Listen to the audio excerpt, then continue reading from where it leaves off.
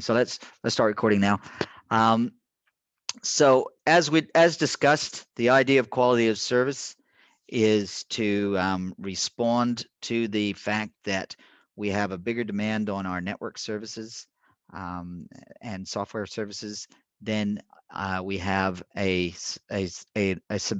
supply. And so what we do is and particularly at certain peak points, perhaps sometimes we have everything it's without any problems, but at certain peak points we may have spikes, and then we do something to overcome that problem, and that's what we call our quality of service. Not sure about a marking. So that's what we've been talking about in the last lesson and this lesson. We've only got a few more slides to discuss regarding this, and that's where we are now. I think we're on about this slide 21, 20, yeah, maybe 22, I think is about where we left off. So the idea here is a representation of this tool called a packet sniffer. I think that you may have used Wireshark in some of your labs, in some of your classes, because I think you guys are networking students. So that's one of the tools that we can use to monitor the network. The idea of monitoring the network is so that we can see when the peaks come, and we can sort of analyze those, and so we can plan to make sure that we don't have sort of shortages of the services that we want to be giving at the priority that we want to be giving them. So one of those is Wireshark. I'm not sure, but I'm asking you, have you guys used Wireshark? If you have, you'll know that you can sort of change different protocols that you look at, so you can focus on different protocols from the handshaking TCP protocol or UDP protocol down to the HTML protocols. So you can see the packets over your network. It's a nice sort of thing for analyzing the network. Now, bearing in mind that Wireshark is open source software, so you can download and start running that on your computer freely. And so if you came across somebody who had a Wi-Fi connection which was unencrypted, now generally they are encrypted, but if they weren't, then you would be able to sort of, well, you can certainly sample the packets as they come through. And as I said, if they were unencrypted, or if you were somehow able to crack that encryption, you'd be able to sort of view people's communication over the Wi-Fi, which obviously wouldn't be something that you'd want happening to you if that was you, right?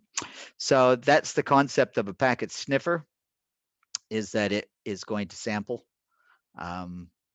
packets that are on the network, and those packets can then be analyzed to identify different sort of patterns in the network to help you as a network support person to sort of come up with solutions to issues to do with the transfer of the data over the network.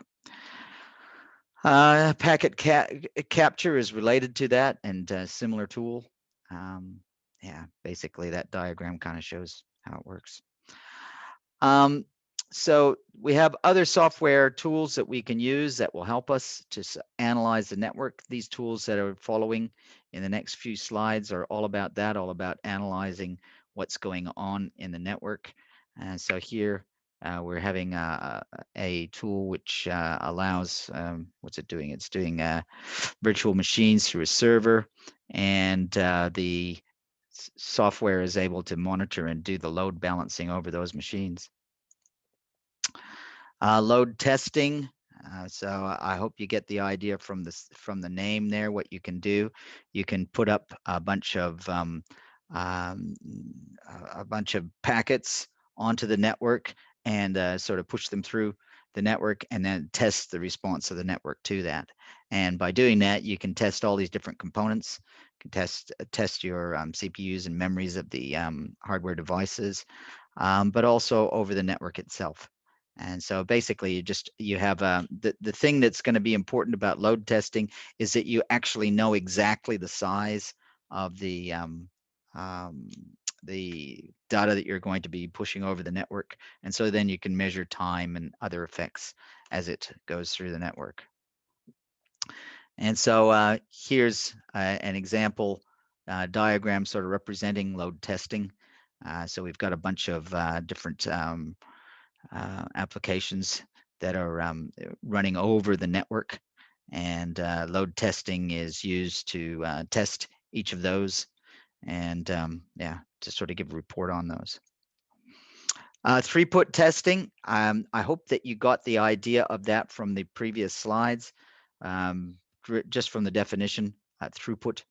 So your throughput is going to be the total time, the total, yeah, it's a measure based on the time, how much data over the total time. So that's what we mean. So everything is sort of included in that, but only for the successful data that's is going through there.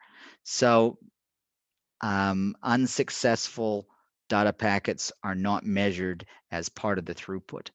And so, yeah, so your throughput is going to be your successful data packets over a particular time. So as it says here, bits per second.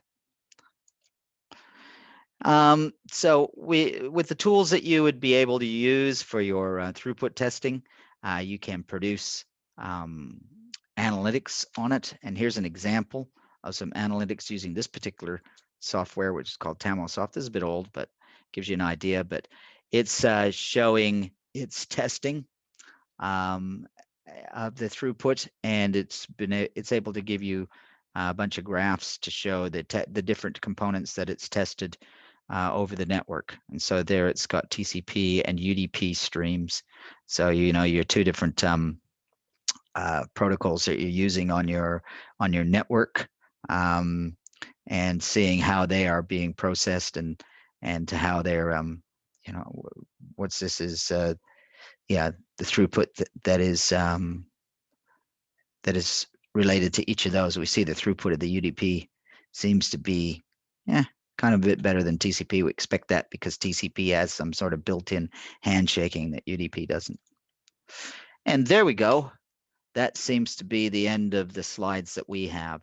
So just as I said in summary, the idea of quality of service is that we can meet our service level agreements. Now remember, this course and a previous course that you have, there's very much focused on this idea of service level agreements, because service level agreements sort of tie in many of the concepts that we talk about.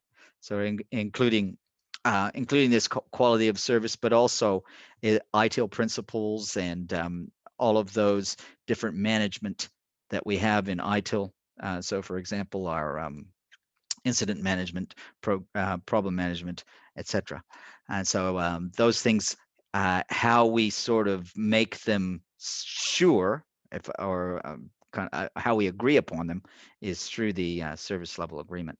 So service level agreement, we will specify in there a certain level of throughput for different applications, for different prioritized parts of the organization or activities of the organization.